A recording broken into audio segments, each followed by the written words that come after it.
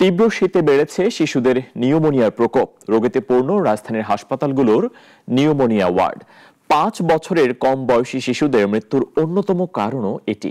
প্রতি হাজারে 361 জন শিশু এ রোগে আক্রান্ত হচ্ছে। বছরে মারা যাচ্ছে 26,000-এর বেশি শিশু।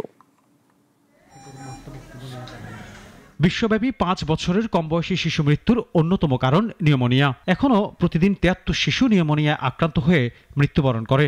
ফলে নিউমোনিয়ায় প্রতি বছর মৃত্যু হচ্ছে 26,000-এর বেশি শিশুর। শুধু দেশে শিশু হাসপাতালে নিউমোনিয়ার চিকিৎসা নিতে আসে 8,000 শিশু। বিশ্বে প্রতি বছর প্রায় 7 লাখ শিশু নিউমোনিয়ায় মারা যায়। শীতে বাড়ে এই নিউমোনিয়ার প্রকট।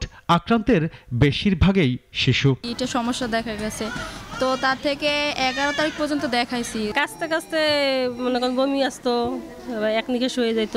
শুধু নিউমোনিয়া নয়, শীতকাল আসলে পাল্লা দিয়ে বাড়ে ঠান্ডাজনিত সমস্যা। তারপর হচ্ছে আবার সেই আগের মতো জ্বর আর কাশি অনেক বেশি বেড়ে গেছে। শ্বাসকষ্টের লেগে এই খিচুনি উঠতো, খালি খিচুনি উঠতো, এরপরে আমরা মেডিকেল ভর্তি করি। চিকিৎসকরা বলছেন এই রোগে সেবাগ্রহীতার 42% রক্তে অক্সিজেনের ঘাটতি দেখা যায়।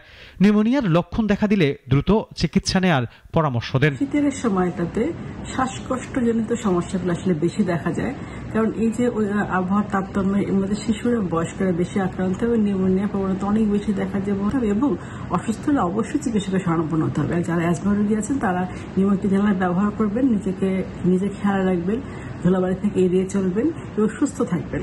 দেশের অধিকাংশ হাসপাতালে নেই রক্তে অক্সিজেনের স্বল্পতা নির্ণয়ের ব্যবস্থা। এতে নিউমোনিয়ার সবচেয়ে বেশি ঝুঁকিতে দরিদ্র ও বঞ্চিত শিশুরা। আনোয়ার হোসেন, নাগরিক, ঢাকা।